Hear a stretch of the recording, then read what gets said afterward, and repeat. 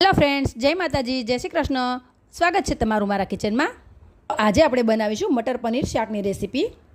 જે રેસ્ટોરન્ટ્સમાં કે ધાબામાં વધારે તેલ કે વધારે મસાલા સાથે બનતું હોય છે, તેને આપણે આજે ઘરે એકદમ ઓછા તેલ અને ઓછા મસાલા સાથે એકદમ ટેસ્ટી એવું બનાવીને રેડી કરીશું. તો સ્કીપ કર્યા વગર જરૂરથી જોજો. અને તમને મારી રેસીપીઓ ગમતી હોય તો વિડીયોને લાઇક અને ફ્રેન્ડ્સ ગ્રુપમાં શેર જરૂરથી કરજો. અને નવા વિડીયો જોવા માટે ચેનલને સબસ્ક્રાઈબ કરી બેલ આઇકોન પ્રેસ કરી દેજો. તો મટર પનીર બનાવવા માટે અહીંયા આપણે લઈ લઈશું એક કડાઈ, અને કડાઈમાં 2 ચમચી જેટલું તેલ એડ કરીશું. તો આપણું તેલ ગરમ થઈ ગયું છે, તેમાં એડ કરીશું મીડિયમ સાઇઝની 2 ડુંગળી લઈને આ રીતે મોટા પીસમાં કટ કરી લીધી છે, તેને એડ કરી દઈશું. હવે અહીંયા આપણે આ ડુંગળીને થોડી બ્રાઉન થાય ત્યાં સુધી થવા દઈશું.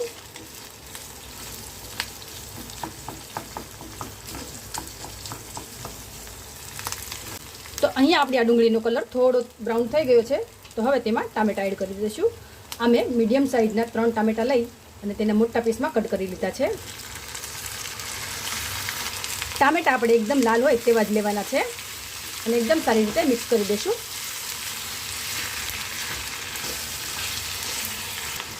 આપણે આ ટામેટા સોફ્ટ થાય ત્યાં સુધી તેને થવા દઈશું. અને ટામેટા ઝડપથી કૂક થાય એના માટે આપણે થોડું મીઠું એડ કરીશું અને એકદમ સારી રીતે મિક્સ કરીને 1 થી 2 મિનિટ માટે તેને થવા દઈશું. તો આપણે ટામેટાને 1 થી 2 મિનિટ માટે કૂક કરી લીધા છે. હવે તેમાં 7 થી 8 કળી લસણની 1 ઇંચ જેટલો આદુનો ટુકડો અને 1 લીલી મરચી એડ કરી દઈશું. ત્યાર પછી લીલા ધાણાની પાછળની દાંડલીનો ભાગ આવે થોડો તે એડ કરી દઈશું. રેસ્ટોરન્ટમાં હંમેશા આ જ રીતે ગ્રેવી બનતી હોય છે. અને 7 થી 8 જેટલા કાજુ એડ કરી દઈશું.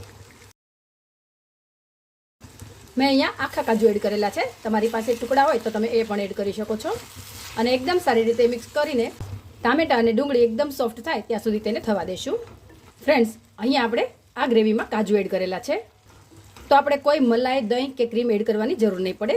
કાજુથી જ એકદમ મસ્ત ટેસ્ટ અને ટેક્સચર આવી જાય છે. હવે આપણે આ ગ્રેવીને ઢાંકીને 2 થી 3 મિનિટ માટે થવા દઈશું અને વચ્ચે વચ્ચે હલાવતા રહીશું.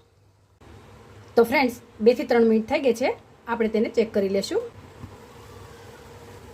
તો ફ્રેન્ડ્સ, 4 થી 5 જ મિનિટમાં આપણા ટામેટા અને ડુંગળી એકદમ સરસ એવા સોફ્ટ થઈ ગયા છે. તો આપણે ગેસની ફ્લેમ બંધ કરી દઈશું. હવે આપણે આ ટામેટાને ડુંગળી થોડા ઠંડા થાય ત્યાં સુધીમાં હું પનીરને પણ કટ કરી લઈશ. ફ્રેન્ડ્સ, અહીંયા હું આ પનીરને એકદમ મોટા પીસમાં કટ કરી રહી છું. તમને જેવડા પીસ પસંદ હોય એવડા તમે કટ કરી શકો છો.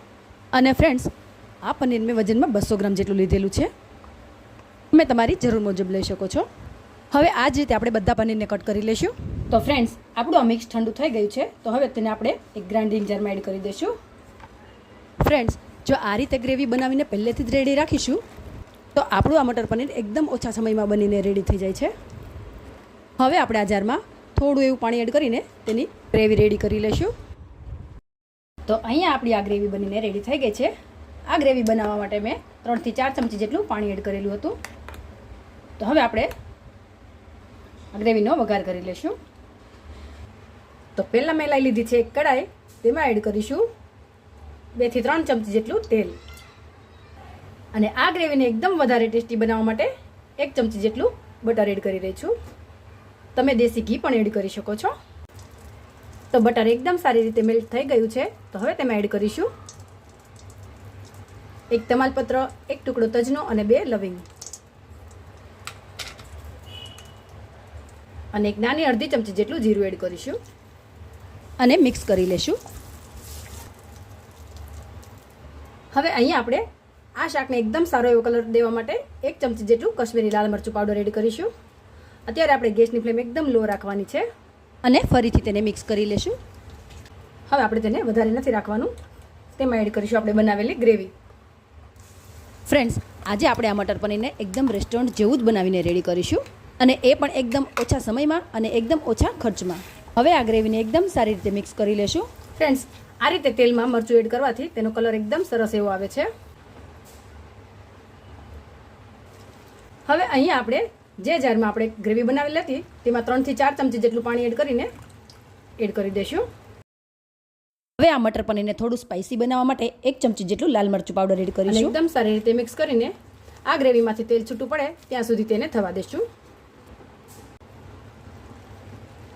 ફ્રેન્ડ્સ, તમે જોઈ શકો છો કે આપણી ગ્રેવીમાંથી સરસ એવું તેલ છૂટું પડી ગયું છે. તો હવે તેમાં એડ કરીશું 1 ટીસ્પૂન જેટલી હળદર અને હાફ ટીસ્પૂન જેટલું ધાણા જીરું પાવડર. અને હવે એડ કરીશું મટર પનીરને એકદમ વધારે ટેસ્ટી બનાવવા માટે 1 સ્પૂન જેટલો કિચન કિંગ મસાલો. હવે તેમાં એડ કરીશું 1 ચમચી જેટલી કસૂરી મેથી, જેને હાથેથી થોડી ક્રશ કરીને આ રીતે એડ કરી દેવાની. અને બધી જ વસ્તુને એકદમ સારી રીતે મિક્સ કરી લેવાની છે.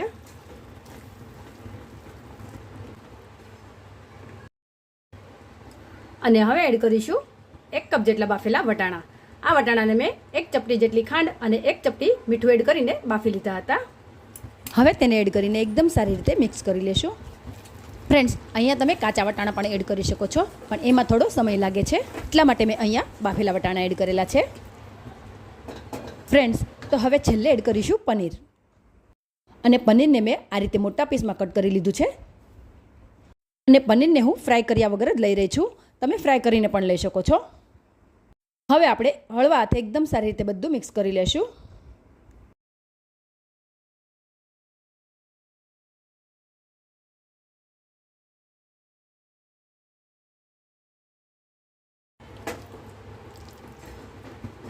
હવે આપણે 2 મિનિટ ઢાંકીને તેને થવા દેશું.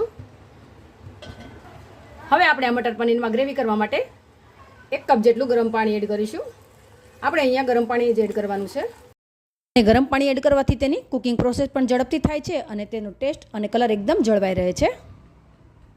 ગ્રેવી કરવા માટે મેં અહીંયા 1 કપ જેટલું પાણી એડ કરેલું છે. તમારે જેટલી ગ્રેવી જોઈએ એ પ્રમાણે એડ કરવાનું અને મિક્સ કરી લેશું.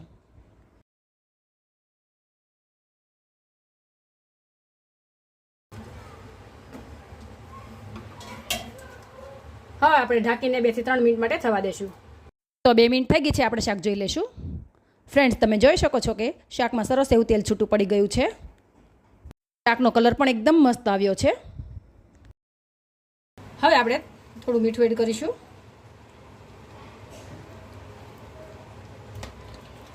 અને ઉપરથી થોડા લીલા ધાણા એડ કરીને ગેસની ફ્લેમ બંધ કરી દઈશું. અને શાકને સર્વિંગ ડિશમાં લઈ લઈશું. તો ફ્રેન્ડ્સ, કોઈ પણ જાતના ક્રીમ, દહીં કે મલાઈ વગર જ આપણું શાક એકદમ રેસ્ટોરન્ટ જેવું જ ક્રીમી બનીને રેડી થયું છે. તમે પણ આ ટ્રીકથી એકવાર જરૂરથી ટ્રાય કરજો અને મને ફીડબેક આપવાનું ભૂલતા નહીં.